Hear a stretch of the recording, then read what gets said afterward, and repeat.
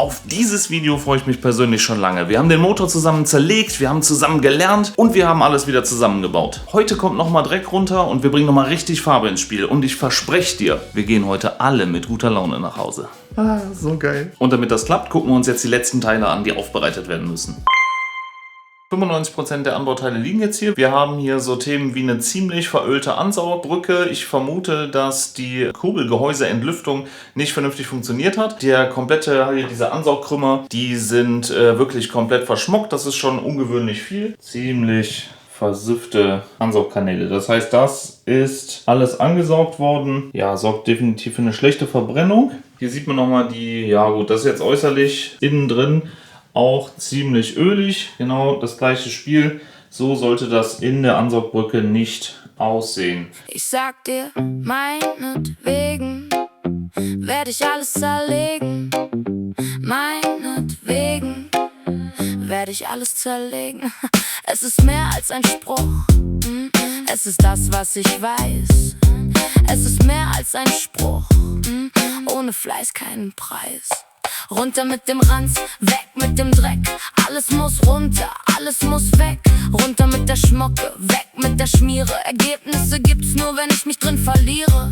Von allein passiert hier gar nichts. Von allein passiert Hier doch sehen wir Thermostatgehäuse mit Thermostat selber, einem gerissenen Schlauch. Den Schlauch habe ich auch neu gekauft, genauso wie das Thermostat. Da habe ich das früh öffnende Thermostat gekauft, da kommen wir aber später nochmal drauf zurück. Die Drosselklappe, die ist auch ziemlich schmockig, innen wie außen, die kann mal ordentlich gereinigt werden. Das gilt auch für ja, Ölsaugschlauch, hier so solche Klamotten kommen auf jeden Fall ab. Neue Dichtungen ja sowieso, das muss ich gar nicht erwähnen. Dann haben wir hier einmal das Gehäuse von der Servopumpe. Der Halter davon, genauso wie den Spanner für den Antriebsriemen. Das werde ich auch mal komplett zerlegen, alles ordentlich sauber machen. Also diese harte Plastikgeschichte, die sollte eigentlich Gummi sein.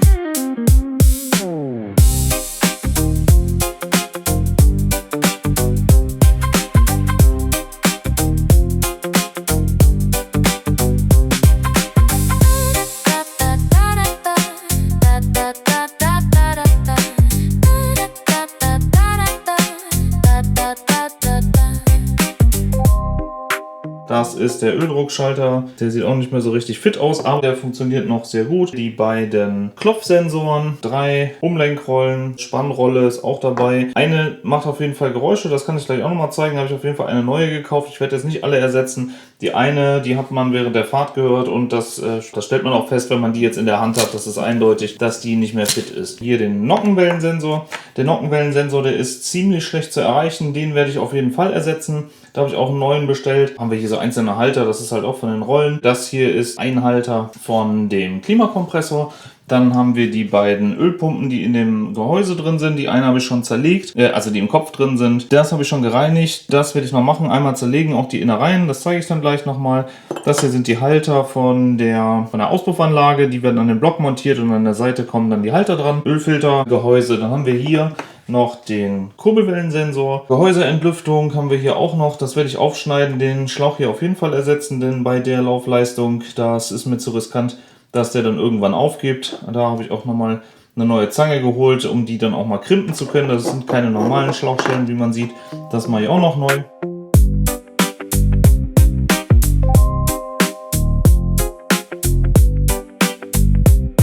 Von allein passiert hier gar nichts. Von allein passiert doch nie was. Von allein passiert hier gar nichts. Von allein passiert doch nie was. Runter mit dem Rand, weg mit dem Dreck. Alles muss runter, alles muss weg. Von allein passiert hier gar nichts. Von allein passiert doch nie was. Von allein passiert hier gar nichts. Von allein passiert doch nie was. Schnapp dir einen Lappen, nein, ich meine nicht mich. Alles entfetten, alles weggewischt. Schnapp dir einen Lappen, nein, ich meine nicht mich. Alles entfetten, Lack angemischt. Krampe noch die Arme nach, sie alle stutzig. Schieb es nicht mehr auf, mach dir die Finger schmutzig. Von allein passiert hier gar nichts. Von allein passiert doch nie was. Von allein passiert hier gar nichts. Von allein passiert doch nie was. Runter mit dem Rand, weg mit dem Dreck. Alles muss runter, alles muss weg. Von allein passiert hier gar nichts. Von allein passiert doch nie was.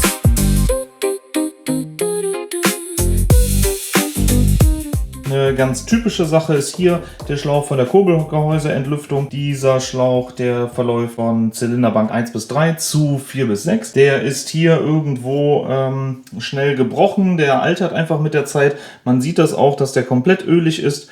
Deswegen habe ich den auch in neu besorgt. Lichtmaschine hat funktioniert, die mache ich nur ein bisschen sauber. Das gleiche gilt für den Anlasser. Bei der Wasserpumpe weiß ich, auch wenn die jetzt hier so ein bisschen angelaufen ist, dass die vor nicht allzu langer Zeit gemacht wurde. Das sieht man hier auch auf der Unterseite. Die sieht noch sehr fit aus. Die macht keine Geräusche, da ist kein Spiel in dem Lager. Deswegen werde ich die jetzt auch wieder verbauen. Und sollte das dazu kommen, die ist auf jeden Fall gut zu erreichen. Also das ist eine der Bauteile, da muss ich mir keine Sorgen machen.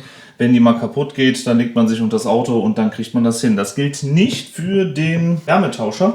Der überträgt die Wärme von Wasser zu Öl oder andersrum. Der ist oben drauf auf dem Motor verbaut, unter der Ansaugbrücke. Da kommt man überhaupt nicht mehr dran, wenn das einmal kaputt sein sollte. Das heißt, den habe ich auf jeden Fall auch ersetzt, obwohl der in Ordnung war. Aber wie gesagt, bei der Laufleistung ist mir das zu riskant. Ich habe keine Lust, den Motor rauszubauen wegen diesem Teil hier. Und deswegen habe ich den neu geholt. Das hier ist einmal die Benzinleitung. Das sind hier diese Verteilerrohre, die dann zu den Einspritzventilen gehen. Die Einspritzventile, die gibt es dann aus dem Zubehör und die sind trotzdem schweineteuer. Ich werde die reinigen. Ich habe ein Set gekauft für die Dichtungen und auch für die Filter da drin. Der wiederum, der sieht ein bisschen rostig aus. Das ist mir ehrlich gesagt zu riskant, dass der irgendwann dann durchgerostet ist. Deswegen habe ich noch einen gebrauchten gekauft. Da sind die relativ günstig. Ich glaube, die kosten so um die 35 €. Den werde ich dann ebenfalls zerlegen und neue Dichtung, neue Gummidichtung, neue Filter. Dann diese Käppchen hier drauf packen und den Rest einfach reinigen. Dann ist es das auch schon. Die verchromten Teile, die hatte ich ja schon mal gezeigt, als sie gekommen sind. Und ansonsten gibt es eine Menge Plastikteile, die noch gereinigt werden müssen. Das sieht relativ überschaubar aus, aber ich bin da doch immer ein bisschen sehr penibel. Das heißt, das wird noch einiges an Zeit in Anspruch nehmen. Im ersten Schritt schnappe ich mir eine Wanne, packe die Teile dort rein, werde sie mit ein bisschen Reiniger und Zahnbürste und sonstigen Klamotten ein bisschen sauber machen. Einmal grob vorreinigen, danach in das Ultraschallbad bei den Sachen, bei denen das geht. Im Anschluss werde ich die Sachen pulvern, die man pulvern kann. Bei den Kunststoffteilen, da werde ich einfach nur gucken, dass ich die in dem Ultraschallbad ordentlich reinige, ordentlich mit Druckluft abpusten und dann gucken mit einem Kunststoffpflegemittel die Sachen nochmal ordentlich aufbereiten, dass die gut aussehen und innen wie außen komplett sauber sind. Die Ansaugbrücken, die werde ich einmal komplett sauber machen, ebenfalls erstmal vorreinigen, dann kommen die in das Ultraschallbad und danach werden die auch pulverbeschichtet. Das bietet sich einfach an. Die sind aus Aluminium, die thronen quasi auf dem Motor, bilden, glaube ich, einen ganz guten Kontrast zwischen dem Motorblock in der Farbe und dann nachher der schwarzen Ansaugbrücke. Was auf jeden Fall noch übrig bleibt, ist die Servopumpe. Da habe ich eine zweite Servopumpe gekauft, denn die Dichtung auf dem Behälter für die Servopumpe, die kann man nicht neu kaufen. Da ist hinten dran so ein rotes Pinöppel. Da wurde jetzt bei der verbauten Servopumpe hinten mit ganz viel Dichtmasse gearbeitet. Das war trotzdem undicht und deswegen war da oben drauf der Motor auch so verölt. Ich habe eine gebrauchte andere gekauft mit einer deutlich geringeren Laufleistung. Die sieht auch gut aus. Die werde ich einmal komplett reinigen und dann hoffen, dass wir das einmal so auch dicht bekommen. Sollte dem nicht so sein, dann muss ich mir was anderes überlegen. Das System an sich ist einfach, aus meiner Sicht fehleranfällig.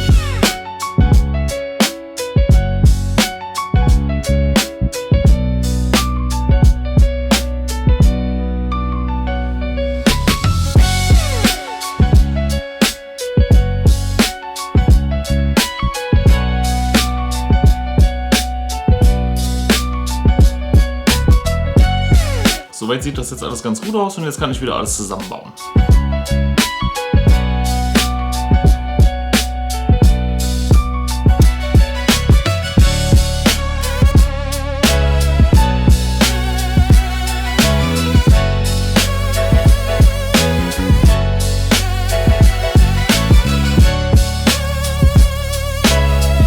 Nahezu durch, habe jetzt bis auf 2-3 Schläuche alles sauber gemacht. Ich muss sagen, ich bin mega begeistert von den Kunststoffteilen, die Porsche damals verbaut hat, zugekauft hat, denn die Sachen, die sehen fast aus wie neu. Also ich habe jetzt alles sauber gemacht, die waren ja wirklich stark verschmockt und sind ja auch hohen Temperaturen da in dem kleinen Motorraum ausgesetzt.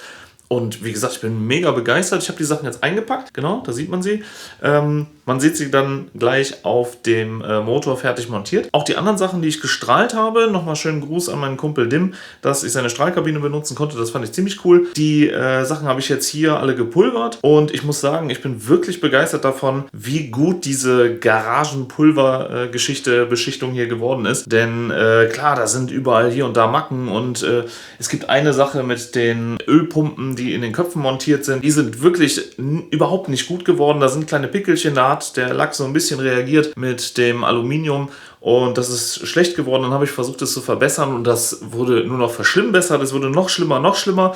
Die lasse ich jetzt so, weil ich müsste die komplett, also da sind 3-4 Schichten Pulverlack drauf und die sehen wirklich nicht gut aus. Die müsste ich jetzt nochmal runterstrahlen auf der Rückseite, aber feine Bauteile, weil ja die Ölpumpe bzw. die Bauteile da montiert werden, das ist mir ehrlich gesagt ein bisschen zu riskant, die nochmal in die Strahlkabine oder die überhaupt in die Strahlkabine zu packen. Deswegen lasse ich die so. Detailfotos davon werden nicht besonders gut, aber im Gesamten wird es sehr gut aussehen. Genau, ich darf ja nicht vergessen, ich mache das Ganze, weil ich es irgendwie witzig finde, den Motor so aufzubereiten. Die Farbe und so, alles nicht so ernst nehmen. Ich finde das einfach nur witzig. Ja, ansonsten kann ich jetzt endlich damit anfangen, die Sachen auch wieder zusammenzubauen. Genau. Wir machen das jetzt genauso, wie du das von der Demontage kennst. Das bedeutet, du drückst auf Pause, dann holst du ein Getränk, du machst einen Ticken lauter und dann bauen wir das Ding zusammen.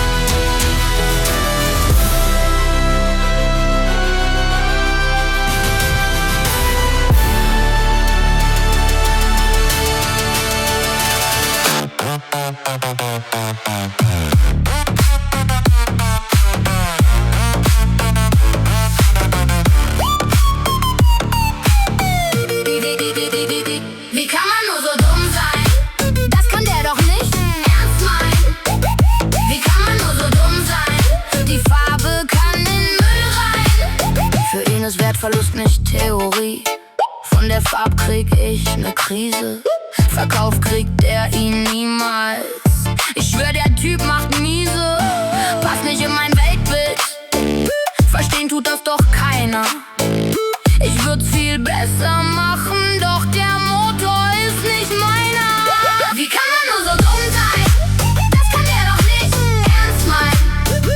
Wie kann man nur so dumm sein? Die Farbe kann in Müll rein. Als Kind so viel mit Ken gespielt, lieber Barbie und dann Rock geschielt. Kann gar nicht sagen, wie's mir stinkt. Der Typ macht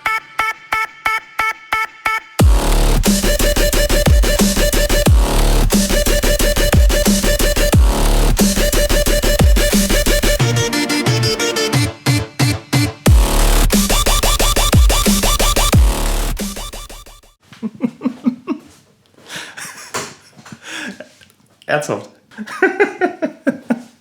Ist das geil? Ah. Es ist exakt so, wirklich exakt so, wie ich mir das vorgestellt habe. Ich habe das vorher schon gesagt, die Zwischenstufen sind gut geworden, aber das Ergebnis wirklich... Die Ansaugbrücke, die ist jetzt noch provisorisch montiert, denn es fehlt ja noch der Kabelbaum. Den werde ich jetzt einmal entölen und noch neu wickeln. Da warte ich allerdings noch auf das Klebeband. Das heißt, ich kann das nicht für diese Folge ja machen. Das machen wir in der nächsten Folge. In der nächsten Folge machen wir das auch mit den Einspritzventilen. Das ist ja ganz wichtig, dass die nochmal kontrolliert werden. Und da habe ich mir nämlich auch noch so ein Gerät bestellt, welches die Einspritzventile antaktet.